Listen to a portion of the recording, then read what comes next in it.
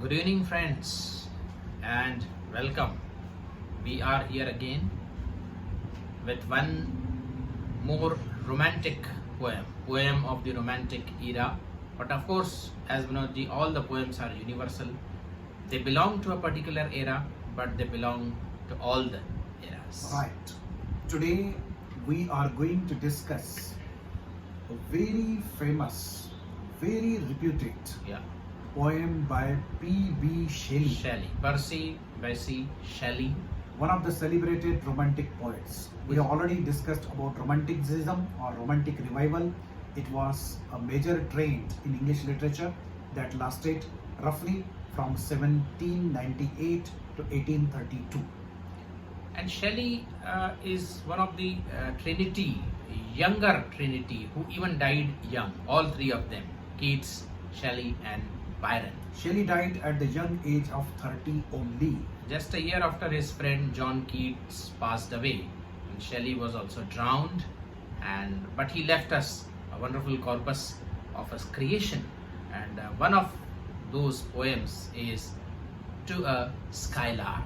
Yes, it is a lyrical poem, a poem which has sensuous imagery, and we come across phrase after phrase, wonderful phrase describing the bird skylark in a very, very beautiful language. Friends, you would remember we had discussed To a Nightingale by John Keats.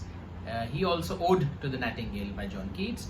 He had addressed Nightingale, and he had dwelt into many, many things by that pretext. So This here is also in the form of an ode. Ode. Poet is addressing to the bird skylark. Hell to the blight spirit. Just it begins like that. Yes. Bird thou never wert. Right. So here immediately we are taken altogether to new understanding that he is not simply talking about a bird skylark, an individual bird, but he is addressing to the spirit which is the personification of joy, delight, happiness. Unalloyed joy to say. He elevates that bird. The bird is not seen. Stanza after stanza deals with this imagery that thou art hidden. Yes. We can't see you. We can only hear your blissful voice. And poet surmises that why this song is so blissful, why this song is so delightful, because this bird, skylark, must be dwelling in the place where sorrows, agonies, pain is not known. Ignorance of pain. He doesn't know. The bird doesn't know what it is to endure the pain of human existence. Right, and a wonderful phrase then he comes in the poem. Yeah. Unbodied joy, Unbodied joy. Yes. whose race has just begun. So the song of the bird so affects the poet that he, first of all, it's very hazy, very misty. Yes, mysterious bird, Yeah. and delightful bird, and song is symbol of happiness and joy. At the sunset, in the night, at the time of sunrise, the bird is felt here and there. He is heard here and there, but not seen. And poet goes on giving one simile after another to describe beauty and joyousness of this bird. He says, "You are maiden, highborn maiden." Highborn maiden who soothes her lovelorn heart with the music. Then he says, "Bird is like a glowworm." Glowworm who spreads his glow amongst the grass. Yes. Who is not actually seen. The glow is seen. Of Yes, that glow is seen. The glowworm is not seen. Yeah. Similarly, we can hear the lyrical song of the bird, but bird itself is invisible. So these all similes, they are multi-sensory similes. They are visual similes, they are auditory similes, and they are olfactory similes. The smell of the flower which is hidden in the leaves of the tree, it is deflowered by the blowing breeze to the extent that we can all smell the smell of the flower but can't see it actually. As we proceed with the poem, And one more simile, which is very profound simile, Vinodji. yes, He says that you are like a hidden poet. hidden in the light of his thought, and singing the hymns unbidden, which till the world is wrought to the sympathies for hopes and fears it heeded not. To put it in the simpler words, Yeah. bird is like a hidden poet. Yeah. A poet who makes the world realize that till now this world was indifferent. It was not Indifferent. listening To certain the hopes, certain hopes certain and fears, fears. of the mankind. So poet is a consciousness raiser. Yes. He makes the world sensitive to certain aspects of existence which the world has blissfully ignored so far. So by speaking about this bird, by giving the simile of the hidden poet, actually here Shelley is portraying the role of the poet, a very fundamental role of a poet and artist. So poet awakens a rare sensibility in human beings, rather in the entire mankind. Yeah. And thus poet performs a very important function, that he takes the world towards that ultimate goal where world should know happiness, delight and bliss. Because as we proceed in the poem further, Yeah. and we'll come to that we are not born to shed Shed tears. So this is very important. Now, to contextualize this poem, because this poem was written in the following decades of French Revolution that took place in 1789, right? Yeah. And as we all know, that French Revolution brought to the front the concepts of equality, fraternity, and liberty. liberty. Yeah. And Shelley was so Profoundly affected by these concepts. He wanted that there should be equality between man and man. He wanted that there should be liberty for all of us.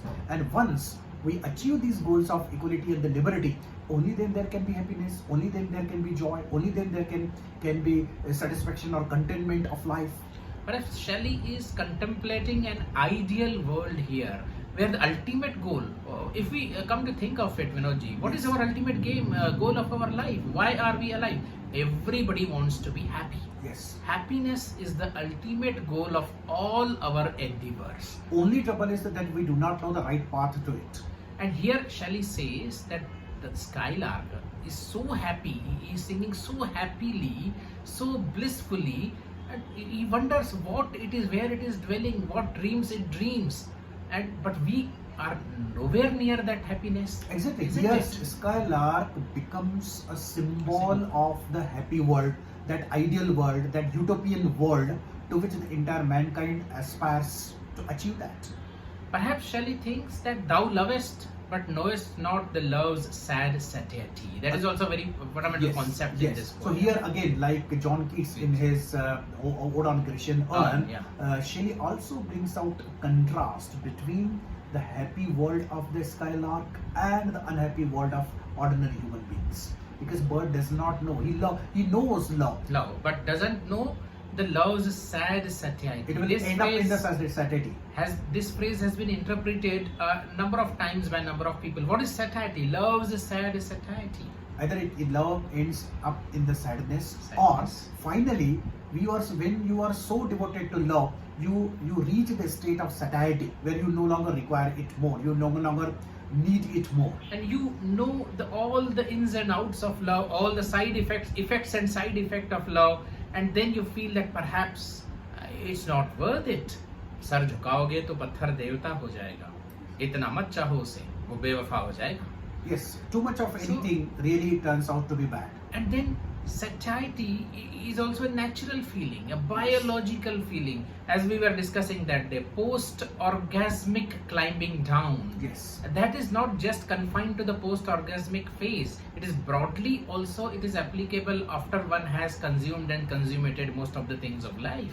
And then poet comes back to his... And then satiety, Ambrose Pierce, Vinodji, Yes. famously defined satiety in his Devil's Dictionary. Yes. He said, satiety is a feeling you have towards the plate when you have eaten all its contents, madam. Yes. Ponder over this definition. Yes. And even after comma, the addition of the word madam, what implications it gives to this definition. Yeah, so that is really, we leave it to our listeners to ponder upon that what satiety means in different contexts. Yeah. Now, coming back to that basic theme of the poem where he draws a contrast between the happiness of the bird and unhappiness state of mind and heart of the ordinary human beings, and then we come across very famous lines. We look before and after, and pine for what is not. Our sincerest laughter with some pain is fraught. Our sweetest songs are those that tell of saddest thought. These are highly celebrated, Yes. highly World famous lines. And here, Shelley rises to the level of thinker and philosopher. He tells us the real melody, the real problem of human beings lies that they are too much given to the past, or they are too much given to the future. The burden of the past, worries of the past and worries of the future, anxiety of the future. So we do not live in the present. Once we ignore the present, then the life becomes miserable. Books And- after books have been written, particularly in the West, about this, being in the moment. Yes, being in the moment, capture the moment, Yeah. surrender to the moment. There are various ways of describing it, but this Shelley, this poet, has put it very beautifully. Very We look beautiful. before and after, and pine for what is not. Usually, we are dissatisfied with what we have, and we pine for what we have missed, or what we could not achieve, or what we may not be able to achieve. So this is really important. And if we look at the Indian philosophy, the many of the sages from India, they have been consistently teaching us, be satisfied with whatever you have. They put it so simply, Yeah. but that is a great mantra to live happily. That is a great mantra to discover contentment in life. After all, whether you have something or not, the ultimate test of life is whether we are content with whatever we have, whether we are happy with whatever we have. Now, at individual level, this kind of happiness is achieved. But when you look at the collective level, when we think of all the human beings who are living in on this earth, really we have been able to achieve that happiness? That is a big question.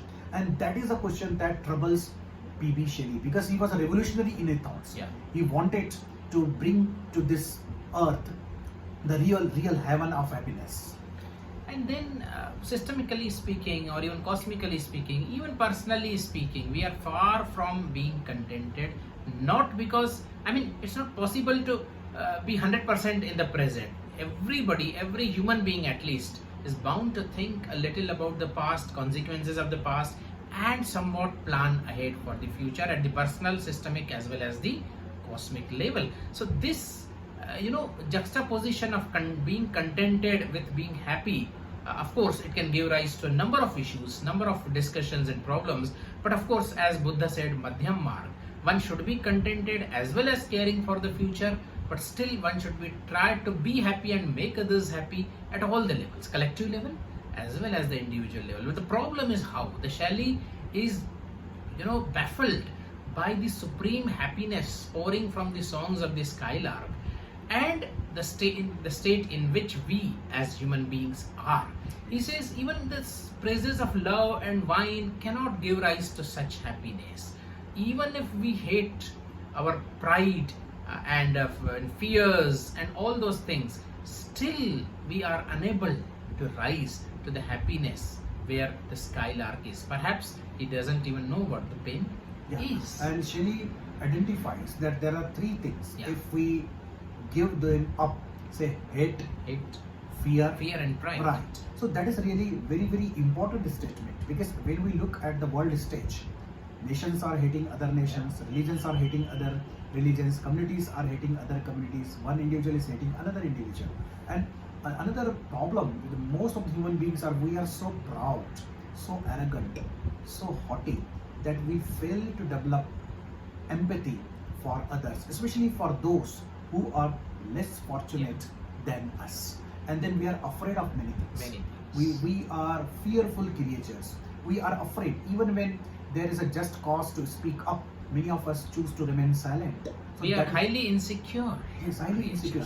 So his diagnosis of melody is absolutely right. Only thing is that he doesn't offer any remedy. And poets, being a poet, he cannot. And That's not his function. he accepts this fact.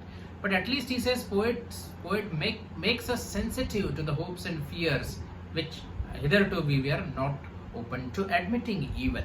Yes. And he says, teach me half the madness. Yes. Teach me half the gladness thy brain knows. Oh, such harmonious madness. Yes. And then the world should listen as I am listening now. Yes. So poem is really full of sensuous imagery. It is wonderful piece of coining And phrases. it weaves a charm, it weaves a hypnotic charm. The stanzas A, B, and C rhyme scheme. Yes. See, the last line of the stanza is longish, it is longer than the other four. Yes. And it weaves a charm, it takes you in. Yes. So friends, take some time off from your busy schedule and read PB Shelly's To a Skylark. At least for some time, you would be elevated to the state of happiness, and you will realize that yes, happiness is the last goal that we must aspire for. Thank you. Thank you very much. We'll be back again with some other discussion. Till that time, read PB Shelly.